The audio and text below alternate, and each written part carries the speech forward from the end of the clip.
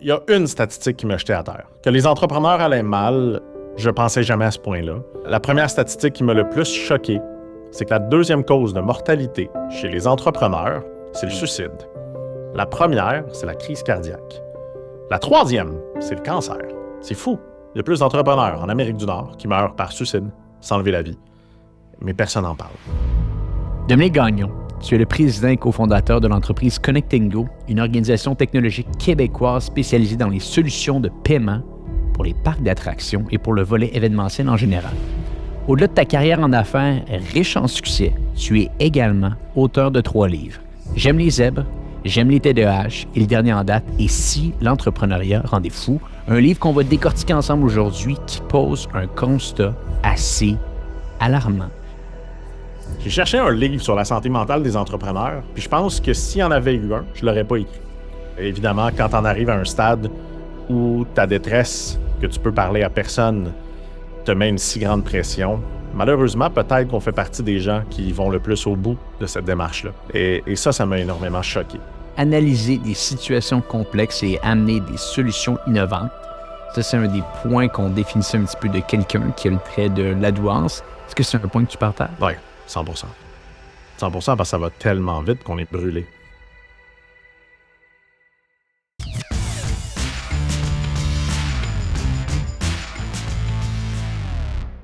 Donc, bienvenue à tous au nouvel épisode du podcast Hypercroissance. Et cette semaine, j'ai la chance de parler avec Dominique Gagnon.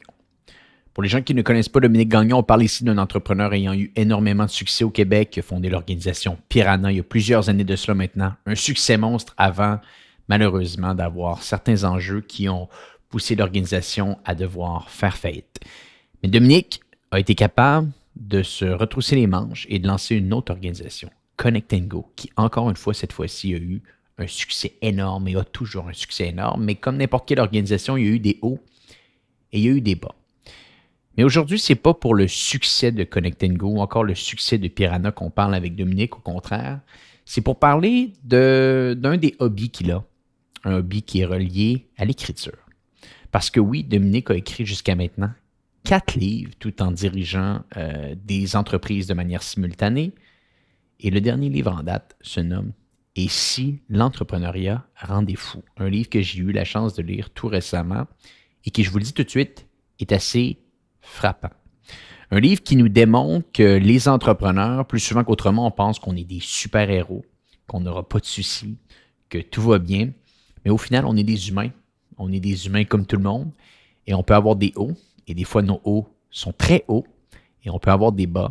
Et malheureusement, des fois, nos bas sont très bas.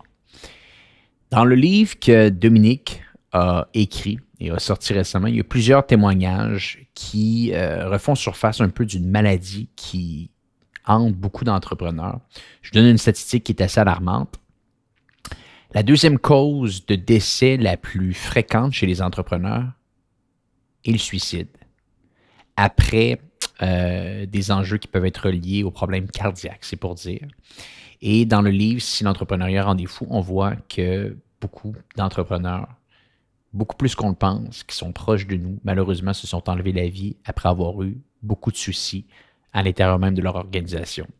Et je lève mon chapeau à Dominique parce qu'il a eu le courage de faire un livre là-dessus et d'en parler. Parce que lui aussi, il a eu des enjeux. Juste pour vous donner un peu de contexte, son entreprise Connect & Go fait partie de la catégorie événementielle. Donc, je vous laisse imaginer un petit peu ce qui a pu se dérouler quand le COVID a frappé à nos portes. Qu'est-ce qu'il a dû faire? Comment il a été obligé de pivoter son entreprise? Et au final, bien entendu, ça crée des enjeux personnels. Mais encore une fois, je le répète, Dominique aujourd'hui va bien. Il a été capable de se retrousser les manches. Mais encore une fois, il faut comprendre que ces réalités-là, plusieurs entrepreneurs les vivent. Il y a également du bon à être entrepreneur. Souvent, on est un profil de personnalité qui est totalement différent des autres. On est TDAH, peut-être qu'on a même un petit peu de douance. On en parle d'ailleurs dans le podcast et Dominique en parle également dans le livre.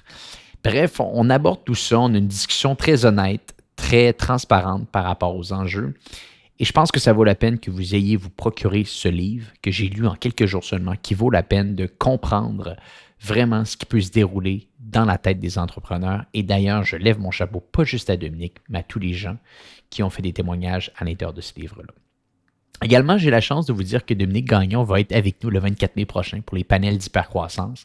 On va parler ensemble d'évolution de modèle d'affaires et on va parler ensemble également d'économie. Donc, je pense que c'est un bon moment pour lancer ce podcast-là avec lui aujourd'hui. On parle de son livre et on parle également du panel d'hypercroissance. Panel d'hypercroissance qui, encore une fois, je le répète, ne pourrait pas avoir lieu sans nos incroyables partenaires. Et le premier que j'ai nommé, c'est Klaviyo. Klaviyo qui est une plateforme de marketing, plutôt, reliée à l'email marketing qui donne la possibilité aux entreprises de rejoindre leurs clients cibles mois après mois, semaine après semaine, jour après jour. Une plateforme qu'on recommande chez J7 et chez Pure Commerce, qu'on utilise avec tous nos clients et qu'on utilise avec notre entreprise.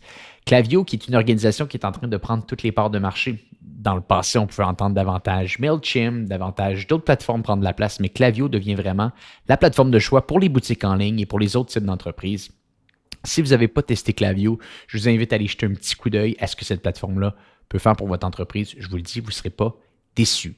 Le deuxième partenaire pour cet événement, panel d'hypercroissance, c'est le groupe Plante. Le groupe Plante qui est dirigé par Simon Plante. Simon Plante, qui je le dis encore une fois à chaque podcast, et pour ceux que c'est la première fois qu'ils vont écouter ce podcast-là, c'est lui personnellement qui gère mon argent. Donc, je lui fais confiance. Depuis que je travaille avec lui, j'ai des excellents rendements à la bourse. J'ai des excellents rendements avec l'argent qui est placé avec lui et son entreprise. Si vous aimeriez avoir un deuxième regard sur vos finances, si vous aimeriez que Simon gère votre propre portefeuille, allez voir son site internet, rentrez en contact avec Simon, vous allez voir, c'est un professionnel, il sait de quoi il parle, il sait de quoi qu'il parle quand on parle de dynamique économique, de dynamique boursière. Et d'ailleurs, Simon va être avec nous le 24 mai prochain pour un panel avec Dominique Gagnon. Donc, définitivement, allez jeter un petit coup d'œil à ce que le groupe Plante fait au quotidien. Et le troisième partenaire également qui est avec nous pour cet événement, c'est Acombago. Acombago qui est une plateforme de comptabilité, un logiciel de comptabilité pour plus de 40 000 PME à travers le Québec. Imaginez un peu, 40 000 PME font confiance. Donc, Acombago, vraiment une plateforme tout à fait exceptionnelle. Il y aura un lien dans les notes de l'épisode parce qu'ils font un concours. Ils font un concours et ce qu'ils vont offrir 3 mois gratuits, littéralement 3 mois gratuits aux gens qui vont participer au concours de Acombago. Donc, si vous aimeriez en savoir un petit peu plus, allez voir le lien dans les notes de l'épisode. Également, je vous invite à vous abonner sur Spotify, Apple Podcasts ou encore YouTube. Et sur ce, je vous souhaite un excellent épisode. Dominique Gagnon, tu es le président et cofondateur de l'entreprise Connectingo, une organisation technologique québécoise spécialisée dans les solutions de paiement pour les parcs d'attractions et pour le volet événementiel en général. Au-delà de ta carrière en affaires riche en succès, tu es également auteur de 3 livres. J'aime les zèbres, j'aime les TDAH et le dernier en date est Si l'entrepreneuriat rendait fou, un livre qu'on va décortiquer ensemble aujourd'hui qui pose un constat assez alarmant de la santé mentale des entrepreneurs. Dominique Gagnon, merci beaucoup d'être sur le podcast Hypercroissance aujourd'hui. Merci Antoine. Je te reprends, j'ai écrit 4 livres. Donc, le TDAH, ça me prenait un peu plus de temps, fait que j'en ai écrit 2 sur le TDAH. Question qu'on dirait que c'était plus long à comprendre à ce moment-là, fait que j'ai écrit effectivement 4 livres avec mon petit dernier. Que 4 livres, qu'une entreprise comme Connectingo qui ne continue de croître. Mais bon, aujourd'hui, c'est pas que de croissance qu'on veut parler, Dominique. On veut décortiquer peut-être une cause qui... ou plutôt un enjeu dans le monde des affaires que peu de gens parlent, mais que toi, tu as eu le courage de parler. Mais avant toute chose, je voudrais juste comprendre, qu'est-ce qui te pousse à écrire autant de livres? Tu vois, je me suis même trompé, je pensais que c'était 3, maintenant tu me dis que c'est 4. Qu'est-ce qui te pousse à écrire autant de livres? En fait, je pense que la première chose, comme bien des entrepreneurs, puis ça va faire un petit lien avec la santé mentale, je pense qu'il y a une petite revanche de la vie. Je suis dyslexique et dyscalculique. Qu'est-ce que ça veut dire? Ça veut dire que généralement, quand je lis, j'ai une difficulté sur ce qu'on appelle des troubles d'apprentissage. Donc, une difficulté à lire, j'inverse les lettres et j'inverse les chiffres. Et je me rappellerai toujours à l'école, on m'avait dit probablement que tu ne seras jamais vraiment capable de bien écrire. Et probablement que tu ne seras jamais capable de bien lire. Et aujourd'hui, je suis un fan un peu comme toi de lecture. J'adore lire, puis j'adore le livre. Tu sais, moi, le papier, la lecture, c'est quelque chose que j'adore et j'adore écrire. Fait que je pense qu'il y a peut-être une petite frustration enfouie en moi parce qu'il y a énormément de choses dans mon parcours qui étaient un peu des vengeances d'une certaine façon, sans dire que je garde énormément d'amertume. Parfois, je me venge un peu, mais au-delà de ça, je me suis rendu compte que l'écriture, pour moi, c'était peut-être un peu une thérapie. Tu sais, j'ai écrit le premier livre sur les TDAH. Pour être très, très transparent avec toi, l'idée initiale, c'était pas de l'écrire. J'étais avec Kim Rosk, j'avais fait une entrevue de radio. J'avais découvert que moi et Kim, puis on se connaissait pas à ce moment-là, on était pareils. T'sais, on blaguait de dire qu'on avait sûrement notre père ou notre mère en commun parce qu'on était 2 TDAH complets. Mais on faisait partie, il y a 10 ans, des seules personnes qui disaient que c'était cool être TDAH, que c'était un avantage, qu'on était capable de l'utiliser. Puis je me rappelle, on avait dit, si c'était une peinture, le TDAH, une couleur, on peinturait nos murs cette couleur-là. Et on s'était dit, il faudrait changer les choses. C'est quoi être un entrepreneur? C'est être fâché de quelque chose puis vouloir régler le problème. C'est souvent ça. Donc, on s'était dit, on va payer quelqu'un pour écrire un livre positif sur les TDAH avec des histoires et ça va être un succès. Le problème, c'est qu'on a payé quelqu'un qui n'était pas TDAH pour écrire le livre. Et je me rappelle qu'on a reçu le premier manuscrit, on avait de la difficulté à finir la phrase pour se rappeler du début, parce que ça, c'est un trait classique des TDAH. Et on a écrit ce livre-là en à peu près 2 semaines, moi et Kim, en mode intense. Le livre a fait Tout le monde en parle, un peu plus de 20 000 copies qui ont été écoulées au Québec, énormément de messages de support. Et moi, ça m'a aidé parce que d'écouter l'histoire des autres m'a appris à mieux me comprendre. Deuxième livre sur le TDAH, parce que le deuxième, c'est des duos. Puis moi, j'avais des difficultés dans mes relations intimes, des difficultés parfois au niveau plus de la famille, et je cherchais à mieux le comprendre. Donc, deuxième livre qui cherche un peu à répondre à ça, comment les gens sont capables de fonctionner ensemble quand ils le sont tous les deux ou quand ils sont très, très différents. Et j'ai écrit le troisième sur la douance parce que j'ai appris très tard que je pensais qu'énormément de mes problèmes étaient liés à mon TDAH sur les stéroïdes. Mais en fait, j'ai découvert que 80% des choses qui aujourd'hui me donnent des difficultés peut-être, c'est vraiment plus la douance, qui est un mot que je déteste. Parce que quand je te dis j'ai de la douance, j'ai l'air plus intelligent que les autres, mais c'est tellement pas ça. Pour donner une petite statistique, le fun sur la douance, c'est 2% de la population, mais c'est 20% des hommes en prison. Et 75% des doués n'iront jamais à l'université. Donc, quand tu googles doué, tu vois un petit Einstein. Quand tu googles TDAH, tu vois des petits tannants. Moi, je pense pas que c'est la vérité. Je pense que Google se trompe dans sa sémantique parce que la douance ne veut pas dire ça. Donc, j'ai écrit un livre sur la douance. Et le dernier, c'est un peu une série, santé mentale. J'avais jamais écrit sur l'entrepreneuriat. J'écrivais évidemment pour les affaires à chaque semaine. Mais j'ai découvert à quel point il n'y avait rien. Encore une fois, un trou dans le marché. J'ai cherché un livre sur la santé mentale des entrepreneurs, puis je pense que s'il y en avait eu un, je ne l'aurais pas écrit. Parce que je cherchais principalement à mieux comprendre. Je me demandais, est-ce que je suis devenu entrepreneur parce que je suis fou ou je suis devenu fou parce que je suis entrepreneur? C'était un peu la thèse du livre. Et de là, l'écriture du 4e livre qui est sorti récemment, qui est celui-là, je ne te cacherai pas, qui est peut-être le plus difficile pour moi à avoir écrit parce que ça mélange 2 passions, l'entrepreneuriat, mais aussi des défis de santé mentale. Bien sûr. Mais je pense que peut-être autant qu'il a pu être difficile à écrire de ton côté, il va être difficile à lire pour certaines personnes, vous allez le voir. J'ai lu le livre, Dominique, un bouquin qui est assez fascinant pour ceux qui nous écoutent. Je vous invite à aller vous procurer le livre assez rapidement. On mettra un lien dans les notes de l'épisode. J'aimerais commencer par toi ici parce qu'il y a quelques chapitres que tu abordes, que tu parles de ta réalité personnelle. Toi, de ton côté, tu as connu des hauts et des bas avec ta première entreprise, Piranha, qui a été un succès monstre au départ, qui finalement s'est terminé en queue de poisson sans faire de mauvais jeu de mots. Par la suite, Connect & Go, tu as décroché des contrats Jeux olympiques, Super Bowl. Du jour au lendemain, il y a eu la COVID, domaine événementiel, comme on l'a dit un petit peu plus tôt. Je laisse l'audience imaginer un petit peu ce qui s'est déroulé. Et à ce moment-là, tu as connu des moments assez sombres. Tu l'expliques dans le livre. Tu es tombé dans l'alcool quand tes enfants allaient se coucher. Un premier verre, un deuxième, un troisième, un quatrième verre de scotch. Tu rentrais au bureau en pleurant. Peux-tu peut-être nous ramener un petit peu à cette période-là pour donner du contexte à l'audience? Parce que je pense que, à mon avis, ce livre a dû être écrit en partie relié à ces moments quand même assez complexes que tu as vécu au moment de la COVID et peut-être même un petit peu plus tôt dans ta carrière avec Piranha. Ouais, je te dirais que Piranha a été, je pense, le plus difficile. En fait, la COVID a été difficile parce que j'avais vécu ce premier échec-là. Donc, Piranha, on s'en était parlé rapidement sur un podcast ensemble, mais effectivement, un succès. Un succès important à un jeune âge avec énormément d'ego. Puis, tu vois, l'échec de Piranha, je constate que je le méritais. L'échec de Piranha, c'était un gros one-man show. T'sais, ça tournait énormément autour de moi, de ma personnalité. J'avais un besoin insatiable de reconnaissance. Et c'est un peu ce qui a amené à la fin, à me faire frauder. Donc, je me suis fait voler, si je peux le dire comme ça, 1,7 million de dollars quand j'ai arrêté de compter. Je pense que c'est peut-être plus que ça. Une fraude très bien ficelée, mais qui incluait de ne pas avoir payé les TPS TVQ. Donc, je suis passé de l'entrepreneur de l'année Desjardins aux comptes spéciaux chez Desjardins en l'espace de 6 mois. Et si les gens ne savent pas c'est quoi les comptes spéciaux, je blague souvent que ce n'est pas être spécial. Définitivement, ils devraient changer de nom parce que vous n'êtes pas attendu avec une petite coupe champagne aux comptes spéciaux. Donc, c'est les comptes qui s'occupent des entrepreneurs qui vont mal, des entreprises qui vont mal. Et je peux vous garantir que quand tu rentres là, c'est pas facile. Et toute cette histoire-là, parce que je ne raconterai pas tous les moments, mais c'est terminé par une proposition consommateur. C'est terminé par la compagnie, j'ai réussi à la vendre. J'ai réussi à la passer à quelqu'un d'autre d'une certaine façon. Mais de mon côté, Revenu Québec sont assez intransigeants. Je peux vous garantir qu'il y avait des centaines de milliers de dollars de TPS-TVQ pas payés. Et j'ai dû en venir à la décision de dire, OK, je vais faire faillite. Une faillite personnelle pour un entrepreneur, c'est dur. Tu deviens un paria économique. Et ça a été extrêmement difficile. Donc, ça a été difficile parce que je me suis rendu compte qu'énormément des gens que je pensais mes amis n'étaient plus là. Parce que j'avais plus le succès, j'avais plus cet ego-là. J'avais ma famille, on a reçu une vingtaine de huissiers qui viennent cogner. Souvent, on dirait qu'ils s'amusent à venir tôt le matin, la pression sur la famille. Moi, je viens d'un milieu modeste. Je ne pouvais pas demander de l'argent à mes parents. C'était impossible de le faire. Et ça a vraiment été assez difficile que j'en suis venu jusqu'à un certain moment à me dire sûrement que mourir serait la meilleure solution.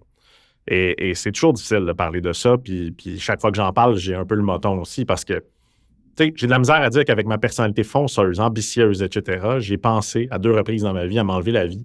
Cette fois-là, ça a vraiment été le creux parce que quand tu montes haut, tu redescends vite bas. Mais j'ai réussi à rebondir. Fait que j'ai réussi à ce moment-là à rebondir avec Connect & Go. Fait que j'ai eu quelques autres projets entre-temps qui m'ont aidé un peu à rebâtir ma confiance. Je fais de la consultation et Connect & Go arrive. Belle histoire. Comme tu dis, je repars sur une belle histoire, mais avec des bases plus solides, avec une équipe plus solide, avec beaucoup moins d'ego. Parce que je peux vous garantir, quand vous avez fait faillite, l'ego, à toutes les fois qu'il faut que vous cochiez la case « J'ai déjà déclaré faillite », quand vous allez à la banque, je peux te garantir que ça remet ton ego vite à la bonne place. Et Connect & Go, succès. Super Bowl, Jeux olympiques, Festival d'été Québec, Oshéaga, la Formule 1. C'est merveilleux. On allait vivre notre meilleure année de notre vie en 2020. On avait gagné les Jeux olympiques. On était sur le Paris Saint-Germain. J'étais un fan de soccer, donc on avait pitché au PSG tout le système de cashless. On allait faire la Coupe du Monde. On allait faire les plus grands festivals. On se remettait toujours de Fire Festival. Mais on avait déjà commencé à réfléchir à aller dans les parcs d'attractions. Donc, on avait débuté, mais on était pour notre meilleure année dans l'événementiel. On avait acheté une compagnie pour un peu plus d'1 million de dollars qui était un peu dans le monde des parcs pour commencer. Et en l'espace de 1 mois, annulé. On a perdu 98 % de nos revenus. La compagnie que j'ai achetée pour plus d'1 million, j'ai dû la revendre à son même propriétaire 100 000 $. Même un peu moins, si je me rappelle bien. Je ne pouvais plus rien faire avec. 10 mises à pied, à peu près par jour, sur Zoom. Les premiers 5 millions de capitaux que j'avais levés, disparus, parce qu'on l'a brûlé pour survivre. Et là, je me suis dit, j'ai fait faillite une fois. Je sais c'est quoi. Je sais c'est quoi la pression. Je sais c'est quoi le jugement. Parce qu'au Québec, on aime juger. Et là, je me dis, je ne vais pas m'en tirer. Et sincèrement, j'ai commencé, comme je le raconte dans le livre, à boire. Ça a été le premier échappatoire et les entrepreneurs, statistique importante, 4 fois plus de chances d'être toxicomane ou alcoolique. Puis quand vous y pensez, avec le nombre de 5 à 7 qu'on se fait, etc., c'est assez logique, mais aussi, les entrepreneurs s'automédicamentent énormément. On va souvent s'endormir le soir parce qu'on est insomniaque avec de l'alcool, avec de la marijuana, et énormément vont se réveiller le matin en prenant des neurostimulants comme de la Vivance, même s'ils ne sont pas TDAH, de la cocaïne dans certains cas. Et si on se met la tête dans le sable, il y en a beaucoup plus qu'on pense dans le secteur de l'entrepreneuriat. Donc, j'ai commencé à boire. Boire beaucoup. Ça a été très, très difficile, mais si tu m'avais vu, Antoine, et je me rappelle pas c'était quand notre entrevue, mais c'était pas loin de là. Puis j'avais l'air bien solide. J'étais comme, non, nous autres, on va se relever, on y va, all-in. Et c'est le problème des entrepreneurs, c'est qu'on est des bons menteurs. Ma femme, quand elle a lu le livre, était très fâchée parce qu'elle a découvert plein de choses qu'elle ne savait pas, que j'y avais jamais parlé. Et après l'alcool, parce que rapidement, je me suis fait dire, entre autres par ma conjointe, Dom, c'est peut-être le temps qu'on arrête de te trouver un petit peu lendemain de brosse, couché sur le plancher ou couché sur le divan en bas. Il faut que tu te reprennes en main. Donc, je me dis, c'est vrai. Donc là, j'essaye de me reprendre un peu. Je suis tombé dans un trouble alimentaire. Aujourd'hui, je suis hyperphagique. En fait, j'ai transféré l'alcool pour la nourriture. Je me suis mis à manger 3 Big Mac avant de souper, à boire du sirop d'érable. Des trucs complètement illogiques. Et tu vois, je combats encore ce trouble alimentaire-là que j'ai développé durant la pandémie, qui est une façon de gérer mes émotions. Mais au-delà de tout ça, moi, je pensais que j'allais faire faillite, que j'allais pas me relever.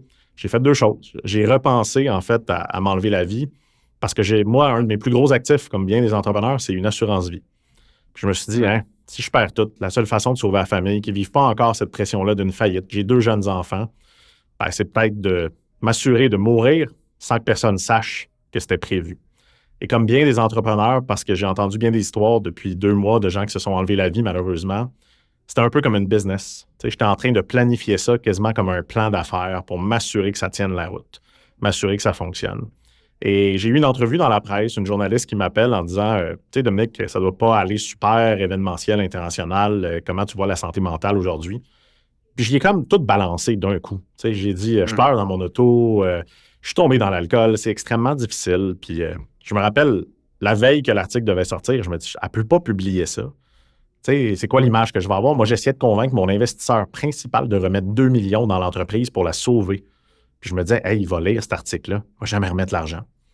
L'article est sorti, puis j'ai fini par me dire, fuck off, que ça sorte. Et ça a fait deux choses. La première chose, ça a fait que mon équipe de direction ont su que j'allais pas bien. Parce que, pareil, devant eux, j'avais l'air d'un conquérant. J'avais l'air invincible. Je mettais 10 personnes à pied sur Zoom, pas une larme. J'étais capable d'être très froid. J'étais capable d'être très calculateur parce que j'en avais besoin. En fait, je jouais dans une pièce de théâtre, mon propre rôle. Mais là, ils ne pouvaient plus se mettre la tête dans le sable. Ils ont vu que j'allais pas bien. Donc, ils sont débarqués. Puis ils m'ont dit, Dom, c'est pas vrai qu'on va te laisser tomber. On va le faire en équipe, on va se relever. Et pour la première fois dans ma carrière, j'ai pas été seul au sommet, qui est un des gros sentiments qu'on a. Et de l'autre, ben, l'aspect d'en parler ouvertement, ça m'a fait du bien. Et la deuxième chose, j'ai tellement vu d'entrepreneurs qui m'ont écrit en me disant, je vis la même chose, je vais pas bien, etc. Je me suis dit, on peut pas continuer à ne pas parler de ça. Donc, ça a été en mode rapide. Les deux moments où je suis tombé le plus bas, mais l'entrepreneuriat, c'est un roller coaster. Chaque jour, je vis des hauts et je vis des bas. Il y a des semaines où je vis des très gros bas. Il y a des semaines où je vis des très gros hauts. Mais ça fait partie de la game. Pour rebondir un petit peu sur ce que tu dis, il y a des statistiques qui sont assez impressionnantes dans le livre. Juste pour donner un peu de contexte avec les gens qui nous écoutent aujourd'hui, 72% des entrepreneurs seraient touchés par des problèmes de santé mentale, contre 48% pour des non-entrepreneurs. C'est encore plus vrai pour les toutes petites entreprises que les moyennes ou les grosses. D'ailleurs, les organisations qui feraient moins de 2 millions de chiffre d'affaires, on peut retrouver cette statistique-là dans le livre. Les propriétaires de ces entreprises-là sont encore plus touchés par ça, plus fragilisés parce que l'entreprise tourne autour d'eux. Ces statistiques-là, Dominique, est-ce qu'elles t'ont surprise? Puis est-ce que ça a été ça un petit peu qui t'a ouvert l'esprit de dire, là, c'est le temps peut-être d'en parler un petit peu plus globalement avec l'entièreté de la communauté d'affaires? Il y a une statistique qui m'a jeté à terre. Que les entrepreneurs allaient mal, je pensais jamais à ce point-là. Mais je pensais quand même, évidemment, qu'il y avait quelque chose déjà qui se passait dans l'écosystème. La première statistique qui m'a le plus choqué, c'est que la deuxième cause de mortalité chez les entrepreneurs, c'est le suicide. La première, c'est la crise cardiaque. La troisième, c'est le cancer. La troisième, c'est fou. Il y a plus d'entrepreneurs en Amérique du Nord qui meurent par suicide, sans enlever la vie. Mais personne n'en parle. Personne n'en parle et ça m'a choqué. Parce que je ne pensais pas que les entrepreneurs en venaient si souvent à cette décision-là. Et quand tu y penses, un entrepreneur, c'est quelqu'un qui va au bout de ses idées. C'est peut-être ça le problème. C'est que, évidemment, quand on arrive à un stade où ta détresse, que tu peux parler à personne, te met une si grande pression, malheureusement, peut-être qu'on fait partie des gens qui vont le plus au bout de cette démarche-là. Bien sûr. Et ça m'a énormément choqué. Et Isabelle Hudon, au lancement du livre, qui est la présidente de la Banque de développement du Canada, a dit quelque chose que j'ai adoré au lancement du livre. Elle a dit, une fois que tu sais, tu ne peux plus ne rien faire. Donc, le déni, c'est confortable, mais la réalité, elle a fait un sondage à la BDC en disant, est-ce que les entrepreneurs vont bien? Puis elle reçoit que 72% des entrepreneurs clients de la BDC ont des défis de santé mentale et ne sont pas capables de se payer un psy parce que le psy, il y a deux problèmes. Ça coûte cher et ils ne sont pas disponibles. Ben, elle a dit, OK, une fois qu'on reçoit, on a demandé cette question-là à nos entrepreneurs, on reçoit la réponse. Si on ne fait rien, on devient responsable. On devient en partie responsable de contribuer à ça parce que les gens nous disent, je tends la main, j'ai besoin d'aide.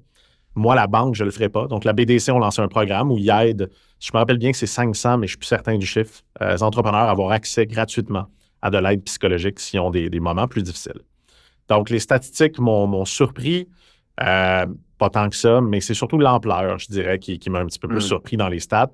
Et le livre couvre deux choses qui ne m'ont vraiment pas surpris, par contre, c'est à quel point il faut être fou pour être entrepreneur. Et quand je dis fou, c'est pas négatif. Tu sais, le mot fou, là, on voit les ailes psychiatriques. Pour moi, fou. Il fallait être fou pour faire une bibliothèque dans une poche comme Jeff Bezos a fait avec Amazon. Il fallait être fou pour faire ce que Zuckerberg a fait et les grands de la tech.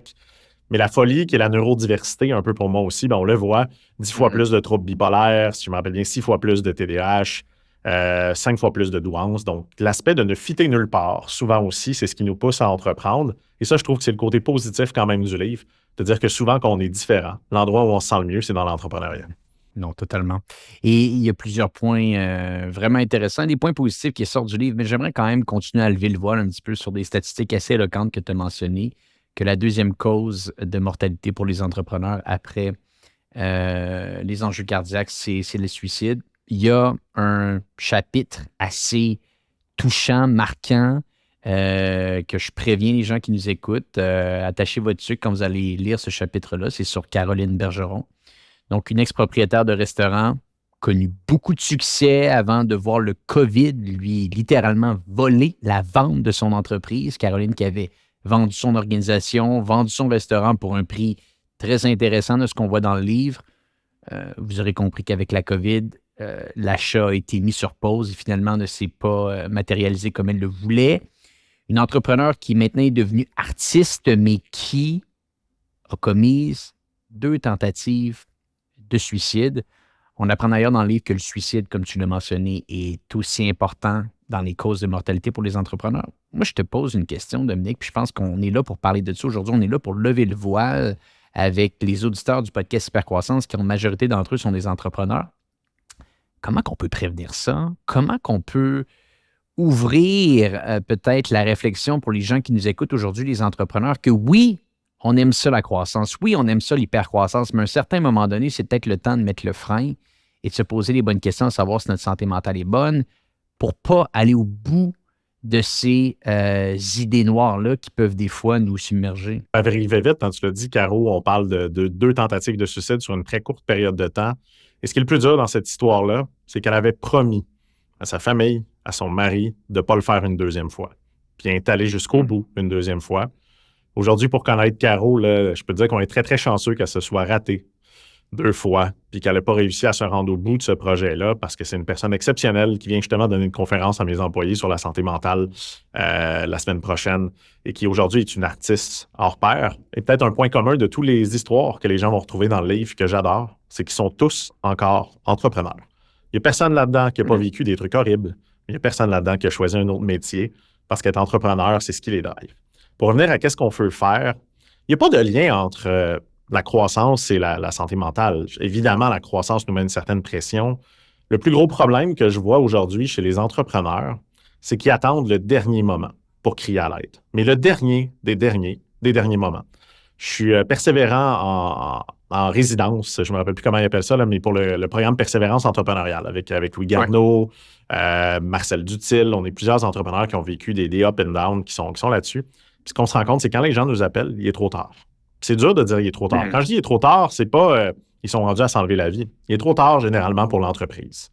Parce que souvent, l'entreprise est déjà vraiment dans un gouffre important qu'on aurait pu sortir plus tôt. Mais la plus importante chose qui fait qu'il est trop tard, c'est qu'un entrepreneur, s'il est épuisé, il est déjà en dépression, en burn-out, il ne va pas réussir à adresser sa compagnie. Il est trop fatigué, il a vidé ses piles. Puis Antoine, la réalité, c'est que pour moi, c'est très simple. Le plus gros actif d'une entreprise, c'est son entrepreneur, c'est son fondateur. Et le problème, c'est que comme fondateur, comme entrepreneur, et je suis sûr que tu as fait ça à certains moments, on est bon pour se faire passer en dernier. En fait, l'entreprise va mal, on va travailler plus parce que c'est sur nos épaules que ça y va, il faut travailler plus fort. On va arrêter de dormir. On va commencer à mal manger parce que mal manger, ça prend bien manger, ça prend du temps. Donc, on va commencer à mal manger, on va arrêter le sport. Et on est dans un cercle vicieux qui va très, très rapidement nous amener vers le gouffre. Parce que si vous êtes en dépression et en burn-out, pensez pas que vous allez avoir l'énergie pour relever votre compagnie. Puis la réalité, c'est pas des consultants. Hein? On a l'histoire de Louis Garneau en tête. C'est pas des consultants qui vont redresser votre business. C'est l'entrepreneur qui l'a fondé, qui va reprendre son courage à 2 mains et y aller. Donc, je le dis souvent, c'est pas au moment où vous allez mal que vous devriez consulter une psychologue. C'est quand vous allez bien. Parce que ça prend 1 an et demi de réussir à en voir une. Donc, la réalité, c'est peut-être mieux de commencer en amont parce que vous allez mal aller un moment donné dans votre carrière. Moi, ça a re-questionné ma consommation d'alcool, ça a re-questionné mon sommeil, l'importance du sport dans ma vie. Puis en fait, au contraire, aujourd'hui, l'aspect de prendre soin de ma santé mentale ne m'a pas nécessairement amené à vouloir moins de croissance. J'ai envie de doubler à chaque année, acheter mes compétiteurs en ce moment, j'ai des ambitions gigantesques. Mais quand je vais mal, je le sais. Et la business, c'est un marathon. Et le problème, c'est que beaucoup de gens associent l'hypercroissance à un sprint. Mais c'est un marathon. Puis si vous essayez de faire un marathon comme un sprinter, vous allez manquer d'air rendu à la fin. Par contre, c'est un marathon dans lequel on doit sprinter à certains moments. On pourrait appeler ça un marathon à intervalles. Fait que je suis en M&A en ce moment. Je ne vais pas te dire que je fais ce qui est marqué dans le livre. Je ne vais pas te dire que je dors très bien tous les soirs et que je mange bien et que je travaille pas fort. J'ai un sprint à donner. Il y a une date de début, il y a une date de fin.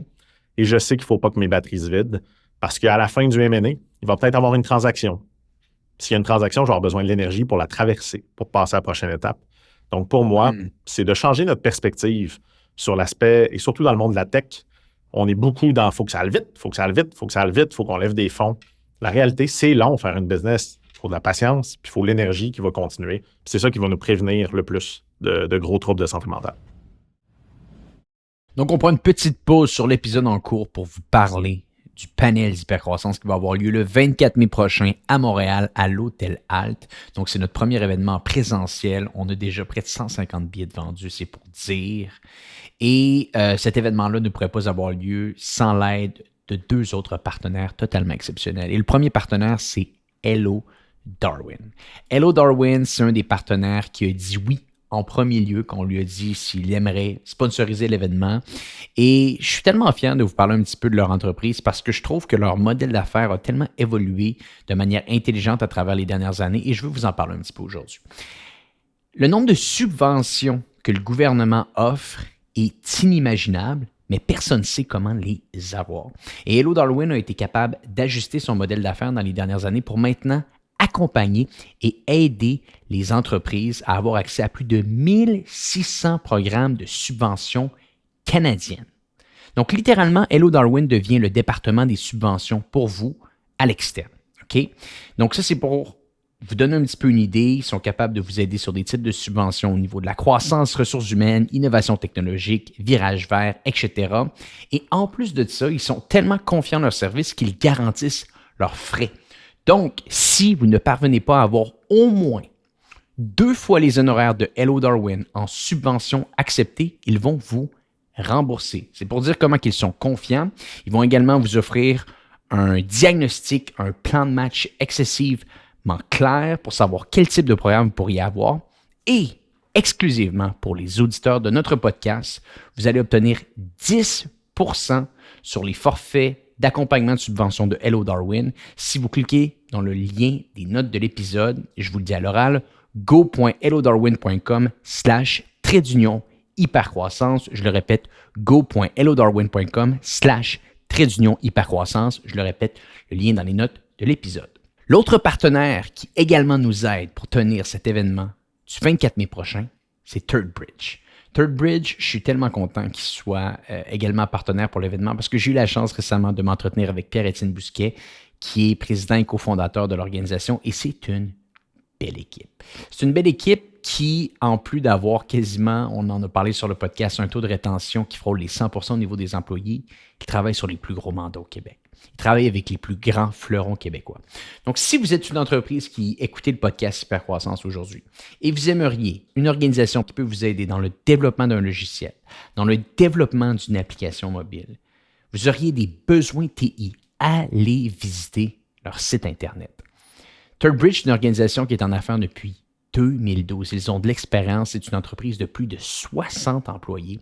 Donc, si vous cherchez une firme TI, si vous cherchez quelqu'un qui peut vous aider au niveau d'une application mobile que vous aimeriez bâtir ou d'un logiciel spécifique, allez visiter le site de ThirdBridge. Maintenant, de retour à l'épisode en cours.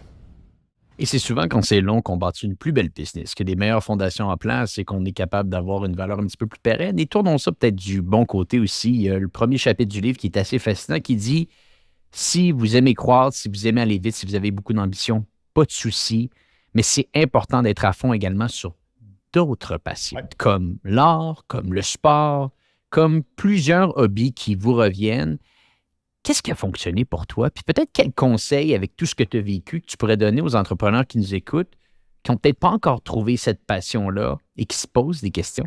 L'important, c'est pas juste la passion, c'est de se détacher de son entreprise. Tu vois, je travaille déjà, je te donne un scoop, je pense que je ne l'ai jamais dit, mais tu sais, je travaille sur mon 5e livre qui va s'appeler « Vous n'êtes pas une famille », qui est sur la culture du sport en affaires. Moi, je suis tanné que les gens disent « c'est mon bébé ». Tu vois, je dînais ce midi avec la fondatrice d'une compagnie qui était vendue plus de 250 millions. Puis là, elle disait « Ah, c'était mon bébé. » En plus, elle avait fondé avec son mari. Et j'étais comme « C'était ton bébé? Tu l'as vendu? » Je dis « Ah, un peu mal à l'aise de savoir que tu vendrais tes enfants. » Puis à part à rire, ouais, c'est pas ça que je voulais dire.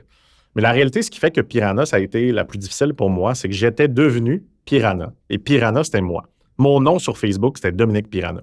Mon identité, c'était ma carte d'affaires. Ma vie, c'était ça. Et quand ta vie, c'est ta business, puis ta business s'arrête, bien, ta vie s'arrête. Donc, je pense qu'il faut commencer à se détacher. Il faut commencer à dire, OK, oui, mon entreprise, j'aime ça. Là, on est tous passionnés. Je suis certain que tu en manges. Quand j'écoute ton podcast, tu parles des lectures d'affaires. Je suis pareil. J'adore ce que je fais. Mais il faut se trouver un peu des trucs à l'extérieur. Il faut réussir à décrocher. Fait que de mon côté, j'ai recommencé à faire du sport. Je joue au racquetball. Ça me fait énormément bien, du squash, racquetball. Je me suis mis à écrire, même si j'écris pour les affaires généralement, pour moi, ça reste un passe-temps d'écrire. Même si c'est en lien avec les affaires, c'est pas en lien avec mon entreprise. Je suis allé enseigner à l'université. Pendant 3 ans, j'ai enseigné l'entrepreneuriat à l'ETS.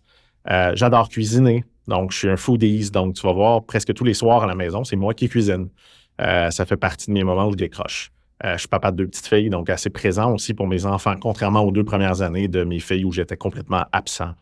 Je trouvais que c'était un obstacle à ma croissance. Aujourd'hui, je suis devenu un bon père. Ça, je suis quand même assez fier de ça. Mais c'est surtout que je suis détaché. Je sais que Connect & Go, c'est un véhicule. C'est un véhicule qui va aller plus loin que Dominique. Peut-être que quelqu'un va l'acheter. Peut-être qu'un jour, je vais le quitter, je vais le transférer à mes employés. Peut-être que ça va changer de mission, ça va changer de raison d'être, mais ce n'est plus moi. C'est une équipe. C'est un véhicule qui va m'amener vers un prochain chemin. Et de se détacher de son entreprise, c'est très important. Une autre histoire dans le livre intéressante qui est de Marie-Christine, qui est devenue alcoolique. 2 rechutes aussi, Maison Pierre Pellado, suite à la vente de Tyzone. Et pourtant, elle est devenue alcoolique suite au succès économique. Donc, c'était pas un échec dans son cas, c'était un succès. Mais elle n'avait plus de carte d'affaires, plus d'identité. Elle était devenue personne d'une certaine façon. Et ça l'a mené dans la bouteille à 2 reprises à rejeter. Totalement. Puis ça, c'est un point que j'aimerais aborder avec toi. D'ailleurs, c'était littéralement ma prochaine question. Donc, on a de la suite dans les idées ici. C'est l'identité que les entrepreneurs se donnent, une identité qui est malheureusement trop souvent attachée à notre entreprise.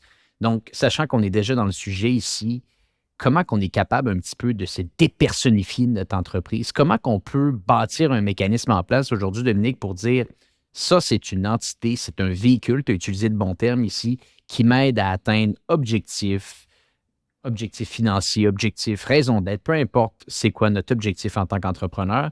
Et ça, de l'autre côté, c'est Dominique Gagnon. Ça, d'un autre côté, c'est Antoine Gagné. C'est quoi les mécanismes que tu as appris à travers ta carrière qui t'aident vraiment à différencier les deux? Tu vois, la première chose que moi j'ai faite, c'est une planification stratégique de ma vie. Mais où je mélange ma vie personnelle et ma vie d'affaires. Puis je te donne un exemple qui m'a énormément fait réfléchir. Je me suis rendu compte qu'il y a certains objectifs qui c'était impossible d'accomplir en même temps. C'était impossible. Par exemple, pour moi, de dire je veux être le meilleur père de famille au monde et je veux doubler la business à chaque année. Je n'étais pas capable. J'essayais après ça de déconstruire les objectifs. Ça voulait dire que j'étais dans l'avion toutes les semaines. Je ne peux pas être le meilleur père si je suis jamais là. C'est impossible. Donc, j'ai dû faire des choix qui est peut-être d'être un peu un moins bon père. Tu vois, moi, j'ai peut-être accepté ça, de dire je ne serai pas le papa parfait, mais je veux quand même de la croissance, je vais trouver mon sweet spot. Après ça, c'est de s'entourer. Puis le problème des entrepreneurs aussi, c'est qu'on s'entoure de gens qui nous ressemblent. Et ça, c'est l'erreur que j'ai pas faite chez Connect & Go. C'est l'erreur que j'ai faite un peu au début. Moi, de mon associé, on est 2 vendeurs. On vendrait un frigidaire à un Esquimau. On est 2 crinqués. Aujourd'hui, mon numéro 2 me ressemble pas du tout. Il est ingénieur. Je dis toujours à la blague qu'il y a une émotion importante, c'est avoir un plan. Il y a toujours un plan. C'est toujours, OK, on va structurer. Il y a un plan, il y a un plan, il y a un plan. Bien, ça fait qu'aujourd'hui, on est rendu une équipe. Puis aussi, l'aspect d'être vulnérable, ça a permis à mon équipe aussi de prendre les balles, d'accepter que je puisse prendre des pauses, d'arrêter que penser que tout tourne autour de moi. Et ça, c'est vraiment important. De rapidement monter une équipe, très, très rapidement de faire confiance, de déléguer. C'est difficile. Ça m'a pris, je pense, 15 ans à réussir à faire ça. Mais aujourd'hui, j'ai cette chance-là. J'ai cette chance-là de faire un podcast avec toi puis de ne pas être stressé de ce qui se passe au bord de la porte au bureau, de pouvoir partir une semaine et que ça aille bien. Après, il faut aussi accepter qu'on est qui on est. J'aime pas les vacances. C'est simple, je n'aime pas les vacances. Donc, moi, je prends souvent des journées. Donc, je vais étirer les week-ends, je vais prendre des journées. J'aime pas partir 2 semaines. J'aime ça être au bureau. J'aime la business. Bien, je suis pas mal de ça. Je suis pas. Il y a des gens qui disent il faut que tu prennes des vacances. Non, j'aime pas ça. J'ai trouvé un autre spot où je prends du temps avec mes enfants différemment. Donc, je pense d'être bien, d'être sur son X, c'est très, très important. J'adore ce que j'entends. C'est bon, ça, quelqu'un qui le dit parce que je pense comme toi ici, Dominique. Donc, j'adore ce que j'entends. Bon, tu as fait un livre sur les TDAH. On en a même fait 2 d'ailleurs. Et il y a un des chapitres qui porte sur les points forts qu'un entrepreneur peut avoir en étant TDAH. Il y a également un petit peu des points faibles. Donc, très souvent, on voyait que ce trouble, comme tu le disais, peut-être qu'il y a 10, 12 ans de ça, n'était qu'une faiblesse, mais dans le livre, on peut vraiment le voir. Ça peut aider des entrepreneurs à prendre plus de risques, à être ultra focus des fois, à être davantage créatif, mais également, ça peut amener un entrepreneur à procrastiner, à oublier, et peut-être même, paradoxalement, des fois, être déconcentré. Dans ton cas, sachant que je pense qu'on a un bon TDAH devant nous ici, à quel point être TDAH t'amène peut-être plus de bons que de moins bons. Comment tu gères ça au quotidien et quels conseils tu pourrais donner peut-être aux TDAH qui nous écoutent? Ah, puis il y en a sûrement beaucoup, hein, parce qu'on est beaucoup d'entrepreneurs qui l'ont. Souvent, l'exemple que je donne, j'aime beaucoup les images. L'exemple que je donne aux gens, c'est Hulk. Les TDAH, souvent, ça ressemble à Hulk. C'est la personne qui va aller sauver la princesse, puis qui va réussir à la sauver. Le problème, c'est qu'il a tout détruit sur le chemin. Ça, il s'en fout. T'sais, si tu te rappelles de Hulk, là, quand il va dans une ville, c'est tout tombe, fait qu'il écrase des chars, puis à la fin, on fait « Hey, il a sauvé la princesse », mais on oublie qu'il a tué 12 personnes dans des chars en le pilant dessus. Ouais. C'est souvent ça, un TDAH. On est intense. Moi, la réalité, le focus, là, je l'ai pas. C'est encore un combat ultime sans arrêt. J'ai 32 bonnes idées par jour. Une chance que j'ai une équipe qui me dit non constamment et qu'on a réussi à se trouver un sweet spot. L'aspect que je me sois fait frauder. Énormément d'entrepreneurs TDAH vont avoir des difficultés au niveau de la gestion financière. On n'est pas très, très bon là-dedans parce qu'à moins que ça nous passionne, on a beaucoup de difficultés à payer nos billes à temps, avoir une rigueur de ce côté-là. J'ai appris à m'entourer. Par contre, l'hyperfocus, t'en parles. Ça fait que quand je deviens obsédé sur une idée ou sur une passion, je vais être d'une performance incroyable. Le livre est un bon exemple. J'ai écrit « Et si l'entrepreneur en défaut en 4 semaines ». J'avais 6 mois. Mais j'étais un bon TDAH. J'ai procrastiné. De chez procrastiner. Et je me rappelle, même l'éditeur avait repoussé la date de lancement parce qu'elle a dit « Tu m'as rien envoyé, c'est impossible que je réussisse. » Haha, impossible que je réussisse, check-moi. Enfermé dans un hôtel entre une conférence que je donnais au Nouveau-Brunswick, j'ai écrit 184 pages en une journée. C'est ça aussi être TDAH, c'est de le gérer, mais il y a les blind spots. Fait qu'il faut aussi faire attention parce qu'aujourd'hui, on est souvent dans « Ah, c'est cool les TDAH », oui, mais faisons attention, sachons c'est quoi les blind sides, puis essayons de les gérer, de s'entourer, de trouver des trucs. Pareil que la bipolarité, on est 10 fois plus de bipolaires dans le monde de l'entrepreneuriat, c'est beaucoup. La bipolarité, c'est tough parce que tu as des très hauts, des très bas. Mais tu vois, un Luc Giguère qui parle dans le livre a réussi à gérer ces épisodes-là. A réussi évidemment à savoir que la médicamentation, dans ce cas-là, était importante. Bien sûr. Et capable de prédire des crises pour mieux les gérer. Fait que je pense que c'est dans tous les troubles de neuroatypicité, il y a des points très, très forts, des points plus faibles, mais je pense qu'il y a plus de points forts que de points faibles. La douance, parlons-en un peu. Je pense que les gens sont capables de mettre une image sur un TDAH, mettre une image sur quelqu'un qui peut être bipolaire, ou du moins on pense. Je pense que la douance, c'est un terme un petit peu moins connu. Peux-tu bien expliquer à l'audience aujourd'hui qu'est-ce qu'on définit par la douance? Et par la suite, on parlera un petit peu de ce qu'on retrouve dans le livre parce qu'il y a des très bons extraits, spécifiquement de Édouard Rainage de Trampoline AI qui donnait certains exemples dans le livre. Mais j'aimerais t'entendre un petit peu ici sur la douance. La douance, tu sais, puis ton podcast est écouté dans la francophonie, est très peu connu au Québec, extrêmement connu en France. On a vraiment un inverse. En France, le TDAH est très moins connu. Et la douance est très connue. Il y a énormément d'entreprises, entre autres, qui ont mis des programmes pour les zèbres, les doués, qui est souvent, on appelle ça un zèbre, parce que les zèbres ont tous des rayures différentes. Ils font tous partie de la même famille, mais ils ont tous des rayures différentes, ce qui est la même chose avec les doués. Parce que contrairement au TDAH, un TDAH t'envoie un, genre tu me vois, tu te doutes rapidement que je suis TDAH. J'ai crayon qui fait ça, j'ai la jambe qui shake, j'ai tout. La douance, c'est caché. C'est quoi la douance? C'est simple. C'est le 2% des gens qui ont le plus haut quotient intellectuel. C'est simple comme ça. Donc, c'est pas un trouble non plus, c'est pas une maladie. C'est une particularité. Je te dirais qu'il frôle souvent avec des traits autistiques. Moi, j'ai pensé pendant 10 ans que j'étais peut-être autiste parce qu'il y a énormément de choses. Sentiment d'injustice, difficulté de gérer ma colère, mais à des extrêmes, hypersensibilité, incapacité de me faire toucher si je t'ai pas vu. Donc, si tu arrives derrière moi et que tu me touches, je vais te sacrer un coup de coude inconsciemment. Je suis capable d'écouter à 5 tables quand je vais au restaurant. Donc, si je me focus, je fais de l'hypersthésie. Capable d'écouter très, très loin. Je peux pas marcher derrière quelqu'un qui a des clés. Fait que ling, ling, ling. Et c'est quoi la douance? Principalement, souvent, les gens vont associer ça à la pensée en arborescence. Donc, c'est un petit peu comme l'aspect de dire que mon cerveau fait des liens très, très, très, très rapidement entre différentes choses. Donc, souvent, on va avoir un sens de la logique extrêmement développé. On va être capable d'avoir des idées très, très, très rapidement. Mais ça vient aussi avec l'hypersensibilité. Donc, ça vient avec l'aspect que souvent, quelque chose qui est banal pour quelqu'un peut nous sembler très, très gros, très injuste. Donc, tu vois, moi, la douance, je l'échangerais demain matin contre le TDAH. Le TDAH, je le vois comme un pouvoir. La douance, je considère que j'ai 70% de défis et 30% d'avantages.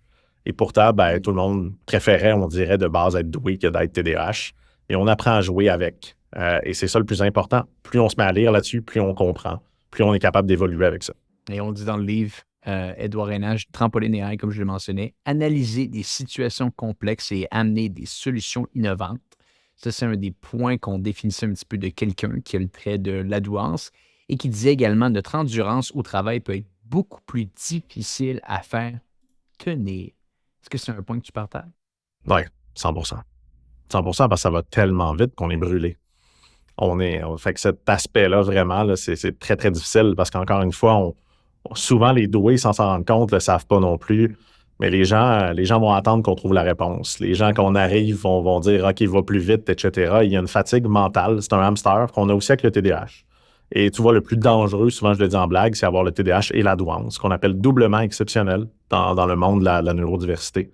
C'est cette statistique-là qui fait que tu vas souvent te retrouver en prison parce qu'on n'aime pas les règles. Trouble d'opposition lié avec un sentiment qui va trop vite, un cerveau qui va trop vite. Ça fait quoi? Ça fait les mafieux. Ça fait des Hells Angels. C'est la réalité. Ton cerveau va trop vite, tu as un trouble avec les règles. Qu'est-ce que tu fais? On s'entend, ces gens-là sont intelligents. Malheureusement, ils n'ont pas l'intelligence émotionnelle, ils détruisent des vies, mais au final, ils ont lancé des cartels, ils ont lancé des réseaux dans lesquels ils se parlent en nom de code toute la journée. Il faut être doué pour faire ça. Il faut être différent un peu. Donc, c'est aussi pourquoi j'ai déjà écrit un blog sur les affaires en disant qu'il y avait énormément de liens entre les criminels et les entrepreneurs à certains moments, mais dans la douance, c'est un petit peu un cas. Donc, évidemment, je suis très, très d'accord avec Édouard, qui est un super entrepreneur, mais tu vois ce que Trampoline AI est en train de faire, qui est un projet qui vise à révolutionner le monde de la connaissance en entreprise. C'est hallucinant, mais il faut des bibittes spéciales pour penser à ça et persévérer dans ce monde-là.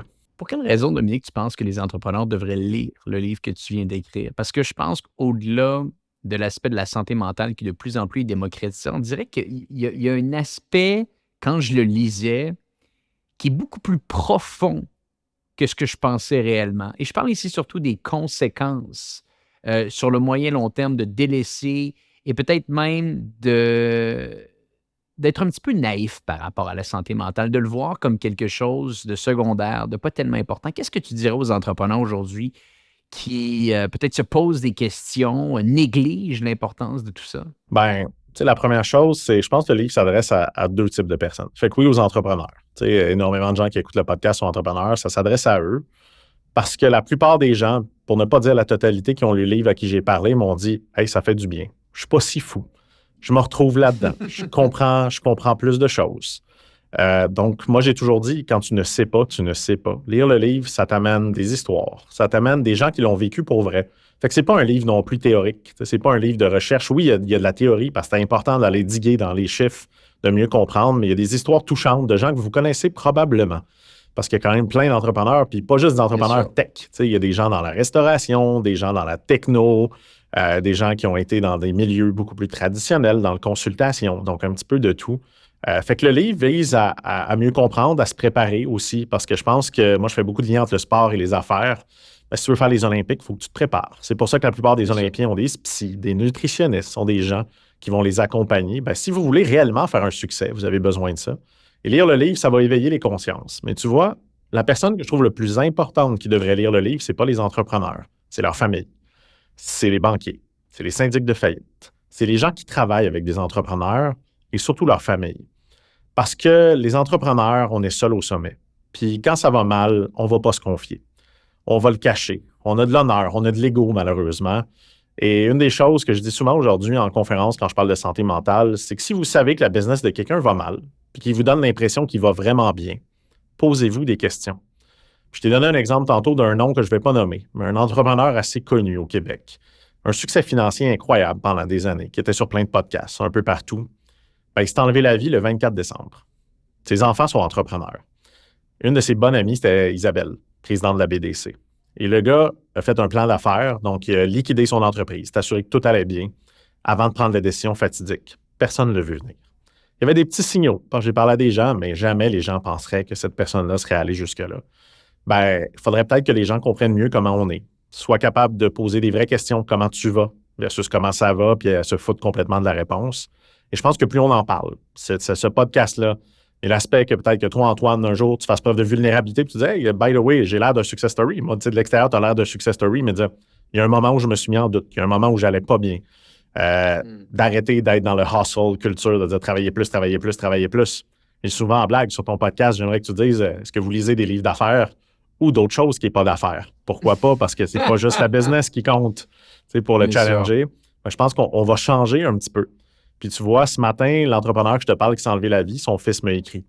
Puis il dit « J'ai pas eu le courage, je sais ce que tu fais, merci, j'ai pas eu le courage de t'écrire jusque-là, mais j'aimerais ça qu'on aille prendre un café, je veux m'impliquer. » Ben, je pense qu'il faut commencer à créer une boule de neige qui va devenir de plus en plus grosse pour changer un peu cette vision-là que l'entrepreneuriat, c'est les dragons, que c'est facile, des chèques, que c'est les influpreneurs qui s'amusent à faire semblant que l'argent tombe du ciel et que c'est facile. C'est pas ça, être entrepreneur. Et je pense qu'on doit changer ça. Donc, moi, j'invite tout le monde à lire le livre, mais pas juste les entrepreneurs. Beaucoup les gens qui les côtoient devraient lire ce livre-là. Ça va les aider peut-être à comprendre un peu plus comment on se sent seul, la pression qu'on a quand on n'est pas capable de faire la paye, parce qu'évidemment, il y a énormément qui tourne autour de la précarité financière. Donc, je vois le livre beaucoup plus large que juste pour les entrepreneurs. Et c'est vraiment ça le plus important. Puis 100% de tout l'argent du livre va au seul programme aujourd'hui qui aide les entrepreneurs à rebondir, qui s'appelle Persévérance entrepreneuriale. Pas $1 qui vient des poches de Dominique, de qui que ce soit. Tout va là, parce que ce programme-là a de l'argent pour aider à peu près 300 entrepreneurs en ce moment. Ils ont reçu 1000 appels, juste dans le dernier 2 mois. Ça, il faut qu'un entrepreneur prenne le téléphone puis les appelle. Je sais même pas si moi, j'aurais eu le courage de faire ça. Imagine quand il y a 1000 personnes. Fait que c'est un peu l'idée. Fait que les gens peuvent se le procurer sur foliedentreprendre.ca parce qu'évidemment, si les gens l'achètent en direct, ça donne plus à Persévérance entrepreneuriale que l'acheter en librairie, mais il est disponible partout.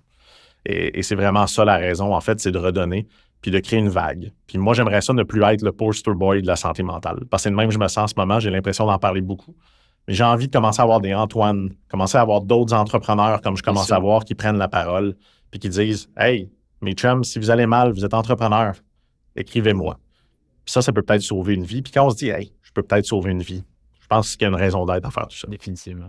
Dominique, c'est toujours totalement fascinant de discuter avec toi. Allez vous procurer le livre, je l'ai lu. Et c'est une lecture très rapide, très intéressante, c'est-à-dire en quelques jours seulement, vous êtes capable de passer à travers le livre et c'est assez captivant. Donc, je pense que ça va vous ouvrir les yeux. Soyez prêts, il y a des bouts qui sont plus difficiles à lire que d'autres, mais encore une fois, c'est la réalité que tous et chacun qui sont en affaires et également les gens qui sont proches du monde en affaires doivent comprendre et doivent lire. Dominique Gagnon, merci beaucoup. Je le répète, on va mettre des liens dans les notes de l'épisode pour que vous puissiez vous procurer le livre.